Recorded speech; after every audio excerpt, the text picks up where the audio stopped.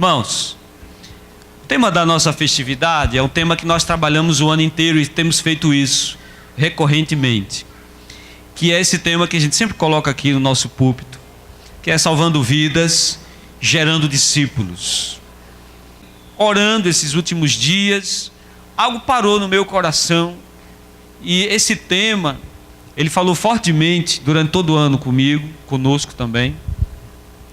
Mas algo parou sobre mim esses dias e eu meditei muito sobre esse sentido, que é sobre esse tema, sobre a questão da relevância da igreja.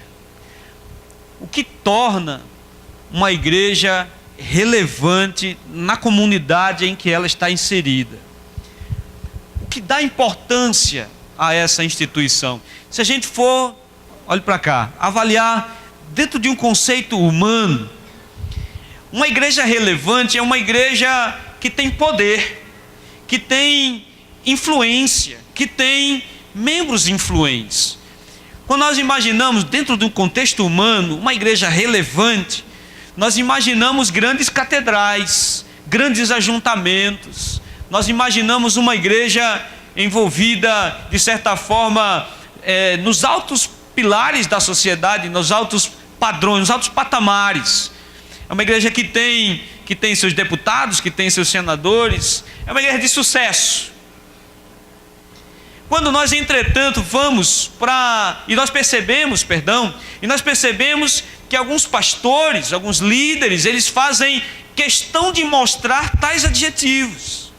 Eles fazem questão de mostrar os seus membros em suas fileiras, aqueles que são políticos, aqueles que são empresários, aqueles que são... Alguns líderes, eles fazem questão de apresentar isso para mostrar uma certa importância da igreja, uma igreja de sucesso. Esse conceito humano de sucesso e relevância, é esse o conceito humano. Você está me entendendo, irmão? Diga amém. Porém, nós começando a ler o texto sagrado, quando nós vamos olhar para a Bíblia, nós vamos perceber que o critério de Deus é diferente do critério do homem. Em 1 Samuel, capítulo 16, versículo 7, um texto muito conhecido nosso, onde o profeta foi ali ungir o novo rei de Israel, e aí Jessé vai começando a passar os seus filhos, para que o profeta unja o novo rei de Israel. E a Bíblia diz que quando Samuel bota o olho no primeiro, diz: eis aí o rei. Porque era um jovem alto, forte, formado para a guerra, habilidoso, já tinha todos os trejeitos de um verdadeiro rei. E aí no verso número 7, Deus diz: não é esse. E Deus diz: não atente para a sua aparência, porque o Senhor não vê como o homem vê. Então nós louvamos a Deus que o critério de Deus é diferente do critério do homem. Então o sucesso para o mundo é diferente do sucesso para Deus. Uma igreja relevante para o mundo é diferente de uma igreja relevante para Deus. Você está me entendendo? Diga amém. Apocalipse 3,17, o Senhor está falando de uma igreja que nós conhecemos muito bem, e Ele olha para a igreja e diz assim: você diz que está rico e abastado, e não tem falta de absolutamente nada, e não sabes que és um infeliz, miserável, pobre, cego e nu. Há um contrassenso aqui, é um paradoxo entre a igreja, como a igreja se achava importante e relevante, a igreja de Laodiceia, e qual era a imagem que Deus tinha a respeito dessa igreja. Amém, irmãos? Então, no critério de Deus, uma igreja relevante não é uma igreja, não necessariamente é uma igreja que tem membros, que tem cargos de liderança na sociedade. Eu não estou dizendo que se vier para cá nós vamos rejeitar. Eu estou dizendo que isso não é o que torna ela importante. A importância da igreja vem da sua capacidade de influenciar biblicamente o meio em que ela está. A relevância de uma igreja vem da sua capacidade de interagir com a comunidade, com a cidade onde ela está, e exercer influência sobre essa comunidade. Se a igreja consegue exercer essa influência, se a igreja consegue de alguma forma penetrar na sociedade e ganhar o respaldo da sociedade, ela ganha essa relevância diante de Deus, porque é uma igreja que influencia biblicamente. É uma igreja que não abre mão dos princípios bíblicos. Você me entende? Diga amém. Amém. E essa igreja não é este prédio. A Igreja de Cristo Pentecostal no Brasil, no campo de Água Fria, nos seus 71 anos, conseguiu ser relevante porque avançou sobre a comunidade dessa cidade. E ela não saiu desse lugar. A igreja permaneceu aqui. O prédio permaneceu aqui. Porque a igreja que nós estamos falando, a igreja que realmente é relevante, são os membros saindo como um braço da igreja para exercer essa influência na sociedade onde ela está inserida. Você me entende? Diga amém. Então você é responsável por tornar a sua igreja relevante ou irrelevante. Você, porque os membros são o braço da igreja na execução desse projeto. Nós somos o braço da igreja na execução desse projeto. E Jesus fala desse processo no verso de número 35. Quando, no verso 35, que é o nosso tema, ele diz: eu, porém, vos digo, erga os olhos, olhe para os campos, eles já estão brancos para a ceifa. Jesus está falando dentro de uma comunidade samaritana, e os samaritanos estão saindo porque aquela mulher entrou na vila para dizer àquelas pessoas que tinham encontrado o Messias: olha, nós encontramos o Messias, eu encontrei o Messias, ele falou de toda a minha vida. E aqueles homens daquela cidade saíram daquela vila para ir ao encontro de Jesus. Jesus está conversando com os discípulos, por isso que o texto diz nesse ínterim. Ele está conversando com os discípulos e dizendo aos discípulos que tem uma coisa importante para fazer. E quando ele está falando essa palavra, a Bíblia mostra que aqueles homens vêm saindo lá de dentro da cidade, e Jesus diz: você diz que ainda falta um tempo para a ceifa? Levante os olhos. Jesus aponta para os samaritanos que estavam vindo: os campos já estão brancos para serem colhidos. Aleluia. Glória a Deus. A igreja tem o compromisso de colher o fruto semeado. A igreja, salvando vidas e gerando discípulos, nós vamos modificando o meio em que nós estamos inseridos. Você entende isso? Diga amém. Amém. Tem um ditado na minha terra, de um jornalista de lá, ele dizia: eu posso não salvar o mundo, mas se eu for honesto, na terra existe um canalha a menos. Se nós, nesse processo de se tornar uma igreja relevante, se nós, como braço da igreja, caminhamos avançando sobre a sociedade, gerando discípulos, salvando vidas, lógico que nós vamos modificando o meio que nós estamos vivendo. Porque nós vamos discipulando, nós vamos produzindo novos discípulos, e nós vamos fazendo com que eles se tornem cidadãos dos céus. Você me entende, irmão? Diga amém. Mas para isso é necessário ter a visão de Deus para ver os campos. É necessário enxergar além do que nós estamos enxergando, porque eu creio, irmão, que não existe terra difícil, povo ruim, existe comodismo. Algumas pessoas dizem: tal terra é ruim, tal lugar é difícil, o povo tal tem um coração duro. Eu não acredito nisso. Eu acredito que existe o comodismo, a zona de conforto que foi criada por nós. Porque olhe para cá, meus irmãos. Vivemos hoje pregamos para nós mesmos. Vivemos hoje uma igreja relevante por um legado que foi dado a nós. Homens de Deus que construíram a história da igreja até hoje. Porém, desse ponto em diante, a relevância dessa igreja recai sobre nossa responsabilidade. Então é necessário ter visão e sair do comodismo. O versículo 4 do texto que nós lemos mostra uma realidade interessante. Escute: a Judéia, onde o Senhor estava, ficava na região sul. Para ir a Galiléia, A Galiléia ficava na região norte. Então, ele, para sair de onde ele estava, para chegar onde ele queria, ele tinha que atravessar o território de Samaria. Você me entende? Diga amém. Até aí tudo bem. Entretanto, os judeus daquela época tinham uma estratégia interessante. Eles não queriam pisar na terra de Samaria. Então eles pegavam um desvio pelo rio, aumentando esse trajeto em uma boa caminhada, só pelo simples fato de não colocar o pé em Samaria.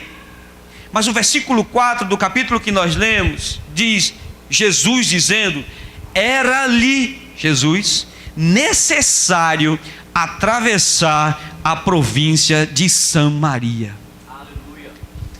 Os discípulos queriam desviar.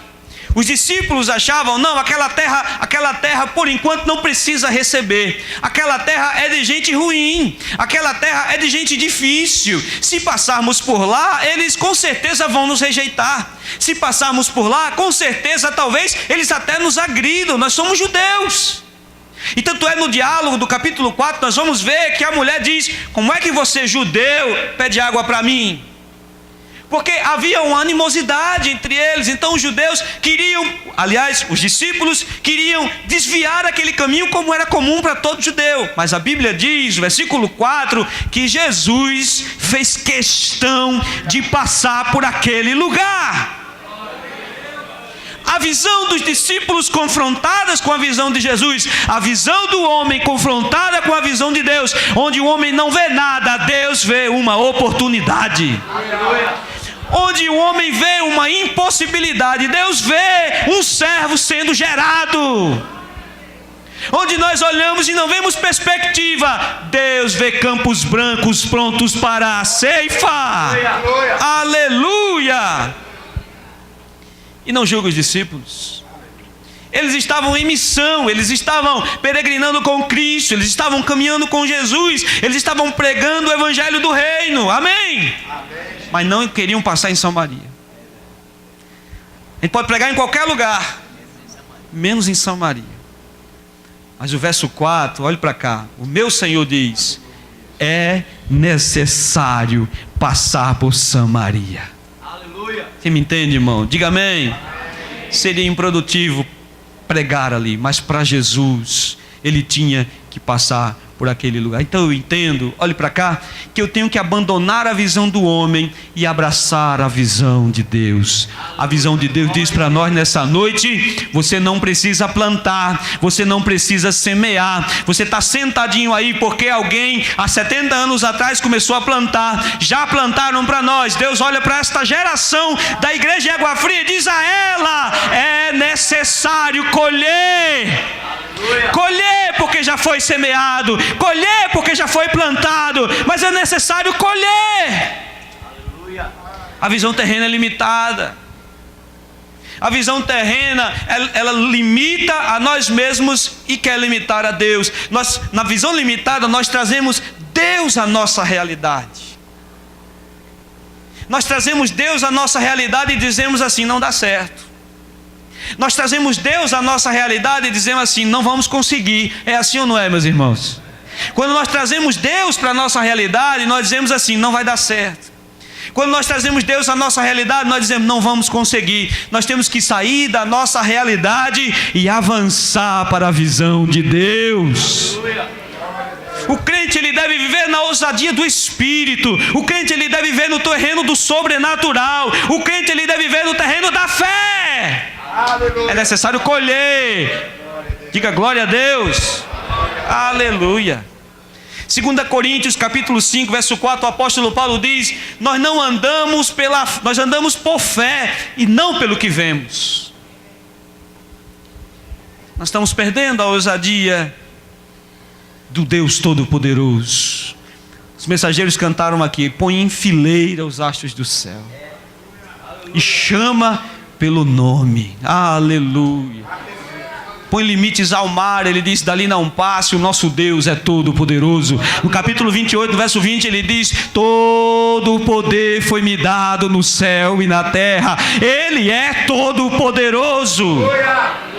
Você crê nisso, meu irmão? Diga amém. os campos já foram semeados. É a verdade que Jesus está dizendo. Ele diz, é verdade, uns plantam, outros colhem, uns plantaram, vocês vão colher. Aleluia. Vocês entraram no serviço de outros, outros plantaram. Verso 35 ele diz isso: erga os olhos, levante os olhos, não olhe mais para baixo, os campos estão prontos, outros já vieram, os discípulos já pregaram, os apóstolos já falaram. Em qualquer lugar que você chegar do Brasil hoje, pelo menos em 90%, quando você for falar de Jesus, as pessoas já ouviram falar de alguma forma a respeito dele, já foi semeado. Você entende? Diga amém. Aí as pessoas dizem, isso torna mais difícil. Não, isso torna mais fácil. Você entende? Diga amém, irmão. Amém. Verso 37 e o verso 38 do texto que nós lemos.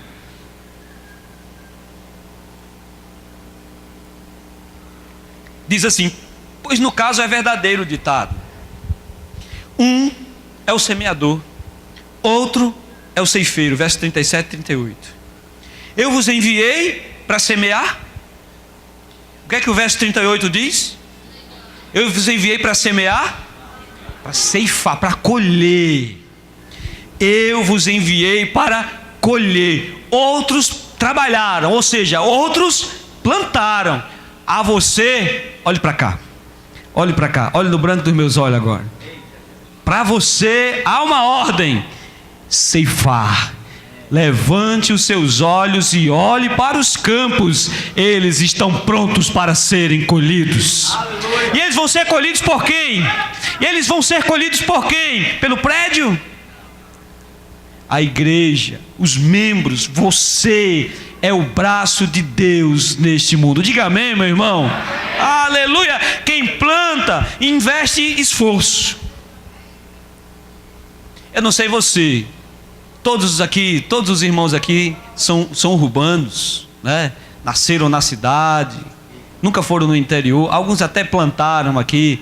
Amém, irmão? Amém. Você já plantou? Quem já plantou? Levanta a mão aí. Aí tem uns corajosos aí. É coisa boa, né, irmão? Plantar, capinar, limpar, preparar, cortar a terra. É bom cortar a terra, irmão? É bom, né? Puxar no arado ali. Se você olhar um pouquinho para trás, o arado vai para lá, vai para cá. Seu pai dá um cascudo em você. Irmãos, plantar existe um custo. E eu quero fazer uma pergunta a você: é mais fácil plantar ou colher? É mais fácil plantar ou... Olha para cá, irmão. Plantar ou colher? Você quer plantar? Quem quer plantar? Levante a mão. Olha, tem gente que quer plantar. Aleluia! Cabra corajoso. Eu prefiro colher. Olhe para cá. O mestre diz: os campos, alguém já trabalhou por você, alguém já plantou, agora é necessário você colher. 1 Coríntios capítulo 3, versículo 4. Eu plantei, Apolo regou, mas Deus deu crescimento. Aleluia! Oh, irmão. Os campos estão brancos. A palavra foi plantada. O evangelho foi semeado. O mestre nos reúne nessa noite para dizer a nós aqui hoje: levante-se daqui nesta noite pronto para colher, pronto para ceifar, pronto para trazer o bendito fruto do trabalho realizado pelo Senhor. Glória a Deus. Mas para isso é necessário, até para colher, é necessário comprometimento. Tudo tem um custo. Eu vou escandalizar você com o que eu vou dizer agora. Olhe para cá, vou lhe assustar. Tudo tem um preço, tudo tem um custo, inclusive a graça. Você concorda comigo? Diga amém. Amém. Inclusive a graça tem um custo. Talvez alguém que esteja me assistindo agora vai se chocar com o que eu estou dizendo isso. O custo não foi pago por mim, o custo foi pago pelo Senhor. mas existe um preço que foi pago para você estar aí hoje. Você concorda? Diga amém, meu irmão. Devemos ter esse entendimento, porque nós recebemos a graça. Alguns de nós, olhe para cá, recebe a graça de maneira irresponsável. Alguns de nós recebem a graça como algo barato. Alguns recebem a graça, porque é de graça, como algo raso, como algo que eu possa brincar, com algo que eu possa não me comprometer. Não, não precisa, é graça. Não, mas isso, não, eu não preciso fazer isso, é graça. Deus me salva pela graça. Não, olhe para cá, é necessário ter comprometimento. Comprometimento. Não se colhe de qualquer maneira, não se ceifa de qualquer maneira, não se ceifa vindo para os cultos domingo e cantando, não se ceifa quando muitos brigam por causa de futilidades, não se ceifam quando estamos mais preocupados com tolices, com o que realmente importa, em detrimento com o que realmente importa. Para você se manter casado, olhe para cá, existe um custo. Eu não estou falando desse custo, que também é. Eu estou falando do investimento de tempo, de carinho, de afeto, de dedicação. Olhe para cá, para você ser um pai, para você ser uma mãe, é necessário ter um investimento. Você se compromete com aquilo. Se você quiser manter o seu emprego, olhe para cá. Você vai trabalhar de qualquer maneira? Você vai fazer de qualquer maneira? Se você quiser manter o seu emprego, você tem que ter comprometimento. Nós agimos com as coisas de Deus de forma, muitas vezes, muitos de nós, de forma irresponsável. Nós agimos com a graça de forma irresponsável. O maior dom que um ser humano pode receber é a graça soberana do Senhor. Então zele pelo que Deus te deu. Preserve, diga amém, irmão. Existe um custo. O Salmo 126, verso 6, ele diz: quem sai andando e chorando enquanto semeia, voltará com júbilo, trazendo os seus feixes. Deve haver uma entrega, deve haver um esforço, deve haver lágrimas, deve haver garra, determinação, paixão. Você ama as coisas de Deus? Você ama as coisas de Deus? Então trate-as com comprometimento. Temos que nos comprometer com Deus. Devemos manter viva a chama do Evangelho nas vidas.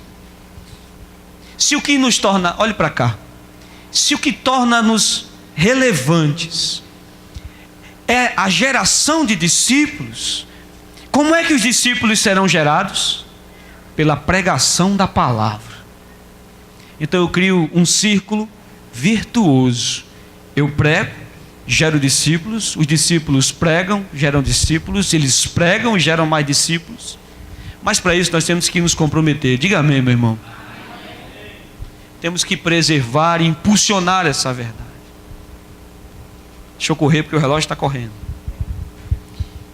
Eu quero fazer uma convocação a você hoje. Nós temos nos preparado para momentos de avivamento. Nós temos orado a Deus por momentos de avivamento. Diga amém. Ore também. Nós estamos criando expectativas pelo ano que se aproxima. Nós estamos criando momentos para que nós possamos levar essa obra ainda a mais lugares onde ela ainda não chegou. Pregar a pessoas que ainda não pregamos. Crescer ainda mais como crescemos. Olhe para cá. Mas para isso você tem que se comprometer junto conosco. Se você realmente ama esta obra, eu peço a você, se comprometa com ela. Uma igreja relevante é relevante quando os seus membros são relevantes. Quando você faz a sua parte, quando você leva essa palavra, quando você anuncia Jesus Cristo, seja relevante para que a igreja também seja. Diga amém, meu irmão. Não sei se eu estou assustando você, mas eu tenho visto muitas coisas, irmãos. Eu tenho meditado muito. Eu queria que você meditasse comigo hoje. A vida é muito curta para ser ignorada. A vida é muito curta.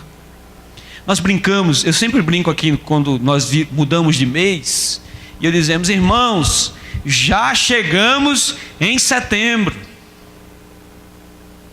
Quando você piscar o olho, nós vamos estar aqui no dia 31, abraçados, cantando Autor da Fé. Porque o ano já está indo embora. Os cabelos brancos vão chegando. O tempo vai passando. Olhe para cá. Não ignore a vida que Deus colocou em suas mãos. Não ignore. E se você não ignorar, você não será ignorado, porque você será relevante. Algumas pessoas, irmão, passam pela vida e elas só começam a dar valor quando a vida de alguma forma é ameaçada.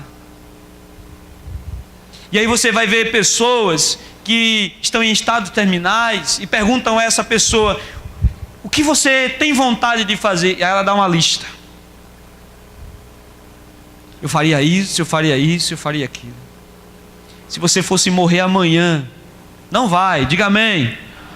E se você ficou calado, eu não tenho culpa. Mas se você fosse morrer amanhã, o que você faria hoje? Para onde você iria? Quem você abraçaria? Com que você se comprometeria? O maior medo do ser humano é ser pequeno, insignificante, é não ser conhecido. Nós temos medos, irmãos. Eu tenho meus medos, você tem os seus medos, mas Deus nos dá a oportunidade de sermos relevantes no mundo em que nós vivemos. Se você não puder ser relevante para o mundo inteiro, seja importante para o mundo de alguém. Aleluia. Se você não pode ser importante para o mundo inteiro, você me entende? Diga amém. Amém. Seja importante para o mundo de uma pessoa. Mude a história de uma pessoa. Seja bom, faça a diferença. Seja relevante para alguém. Salve uma alma. Transforme-o em um discípulo. Transforme alguém num discípulo. Dê esperança a quem não tem. Pregue para quem acha que já se perdeu. Apresente Jesus Cristo para aqueles que estão sem esperança. Oh, irmão, aleluia. Eu estava com um irmão da nossa igreja, muito amigo nosso, e eu e ele éramos responsáveis pela evangelização num bairro lá em Mossoró. Hoje está tranquilo, mas era muito perigoso. Era um bairro chamado Quixabeirinha.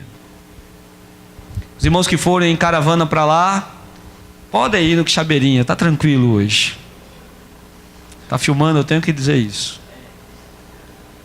E nós começamos um trabalho lá, e eu chamei ele, nosso irmão Oséias, tomara a Deus que ele esteja me ouvindo, e nós nos comprometemos a orar, nós dois. E ele morava numa rua muito deserta, não tinha muito movimento, e naquele horário nós dois dobrávamos o joelho e íamos orar, eu em casa, ele na casa dele. Ele me procurou um dia e disse: olha, Deus fez algo tremendo comigo. O que foi? Enquanto eu orava, eu escutei um grito do lado de fora. Eu pensei que era alguém sendo assaltado ou morto. E era um clamor por socorro. Eu corri, saí da oração, corri, abri a rótula da porta, olhei, não tinha ninguém. Então eu voltei para orar. Quando eu estava ali concentrado na oração, quando eu estava entrando naquele momento gostoso, eu ouvi outro grito, eu corri para lá de novo. Não era ninguém. Na terceira vez ele disse que correu de novo e disse: Senhor, o que é isso? Ele disse que Deus bradou. Agora isso aqui é para crente, amém? Deus bradou no coração dele e disse: são as almas deste bairro que estão morrendo precisando da palavra. Nós começamos um trabalho naquele bairro, irmãos. O projeto da igreja era em 1 ano ter uma congregação. Em 6 meses nós estávamos apinhados de pessoas. As pessoas vinham aceitando Jesus, chorando, se rendendo aos pés do Senhor, se ajoelhavam no meio da rua. Sabe por quê? Porque as pessoas precisam ser colhidas. Aleluia. Prega a palavra. Seja relevante esse ano para uma pessoa. Para uma pessoa. E Deus usará você de forma poderosa nessa terra. Eu quero terminar, eu tenho 8 minutos, para fazer uma pergunta. O que você tem feito para que a sua igreja seja relevante? Qual é a sua contribuição para que a sua igreja seja uma igreja relevante? Hoje, na vida, irmãos, existem 3 tipos de pessoas: as que fazem, as que assistem, as que criticam. Olhe para cá. As que fazem, as que assistem e as que... Em qual delas você está?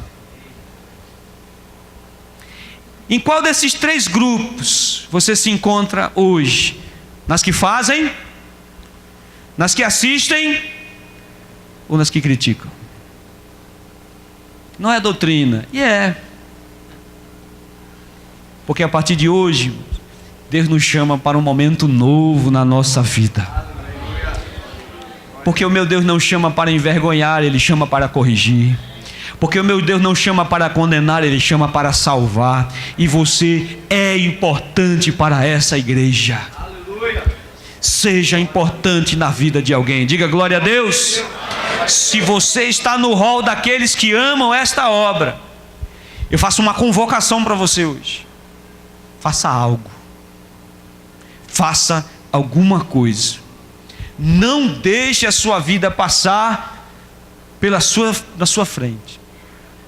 Deixe a sua marca na vida de alguém, salvando vidas e gerando discípulos. Diga amém, meu irmão. Curve sua cabeça e feche seus olhos agora. Oh, aleluia. Deus de amor e de bondade. Senhor, nós te bendizemos nesse momento, nós te louvamos. Senhor, eis-nos aqui agora diante de ti. Senhor, queremos pedir a ti misericórdia e perdão pelas vezes que negligenciamos aquilo que bondosamente colocou em nosso coração. Tu nos salvaste de um charco do lodo. Tu nos salvaste de um momento tão terrível em nossas vidas. Se pudéssemos ouvir testemunhos nesta noite e neste lugar, muitos, ó Senhor, todos teriam algo para trazer daquilo que o Senhor fez em suas vidas, dos grandes livramentos, dos grandes milagres, das curas, da libertação, da transformação. Eu sou um exemplo daquilo que o Senhor pode fazer na vida de uma pessoa. O Senhor mudou a minha vida. O Senhor tem mudado vidas nesta casa. Quantas pessoas passaram, Senhor, por estas portas e tiveram suas vidas mudadas? Quantas pessoas que entraram em nossas congregações, quantas pessoas entram ao Senhor ali pelas portas da igreja do Arruda e tiveram suas vidas transformadas, mudadas, meu Senhor, glorificando o teu nome onde quer que elas estejam. Quantas pessoas foram libertadas ao entrarem na nossa igreja ali no Alto Maracanã, entrando por aquelas portas, Senhor, recebendo uma palavra de vida, uma palavra de cura, uma palavra de libertação. Quantas famílias tiveram a paz sendo, Senhor, seladas quando entraram, Senhor, nas nossas igrejas ali, também na Bomba do Emetério. Oh, Arabacite de Becantarabas, Irabacite de Cantarabas, Irabacite de... Quantas vidas foram alcançadas, Senhor, nossa igreja em Dois Unidos, embora jovem, mas quantas vidas entraram ali sem esperança, quantas vidas enfim entraram pelas portas das nossas igrejas e escutaram uma palavra sadia, talvez uma palavra dura, de confronto, uma palavra que a princípio seria para ser rejeitada, mas ela encontrou abrigo num coração sedento. Oh, aleluia! Quantas vidas, Quantas vidas. Mas, Pai, quantas vidas ainda precisam entrar por aqui? Quantas vidas ainda precisam, ó Senhor, quantos hoje me assistem, estão, Senhor, pensando em tirar suas próprias vidas? Quantas vidas? Quantas vidas, Senhor, como aquela jovem, neta do nosso irmão, que, ó Senhor, tirou sua própria vida, e isso causou tanta dor na vida da família. Quantas vidas que não têm esperança, quantas vidas que não têm, ó Senhor, um ombro para reclinar a sua cabeça, quantas vidas que agora choram a dor da solidão, do desprezo, da traição, choram mergulhados na droga, no vício, na prostituição. E aqui está o teu exército, Senhor, exército de jovens, exército de adolescentes, exército de homens e mulheres de Deus. Oh Senhor, ousadamente queremos entrar em Tua presença e pedir a Ti: usa-nos, usa-nos como flechas, guia-nos a estas vidas perdidas, guia-nos aqueles que precisam de uma palavra. Queremos levar essa palavra redentora. Ore nesse momento, coloque-se na presença do Senhor, coloque-se como um instrumento, não é brincadeira. Diga: Senhor, usa-me na minha ignorância, usa-me na minha pequenez, usa-me, ó Senhor, nas minhas limitações. Talvez você não seja letrado, teólogo, influente ou pregador, mas dentro de você há um Espírito, oh aleluia, que arde, que clama, que queima, que apresenta salvação, porque você já foi um salvo. Faz essa chama arder no nosso coração. Faz essa chama nos fazer, ó Senhor, nos lançar pelas almas. Oh, tira o egoísmo de nós. Manda as dezenas, manda as centenas, porque nós as abraçaremos, nós cuidaremos. Mas onde quer que pise o pé um dos meus irmãos que aqui está, que ele seja um instrumento da Tua glória, que ele seja um instrumento da Tua glória. Oh, aleluia. Abençoa-nos poderosamente, nos guarde, nos livre de todo mal, no bendito nome de Jesus.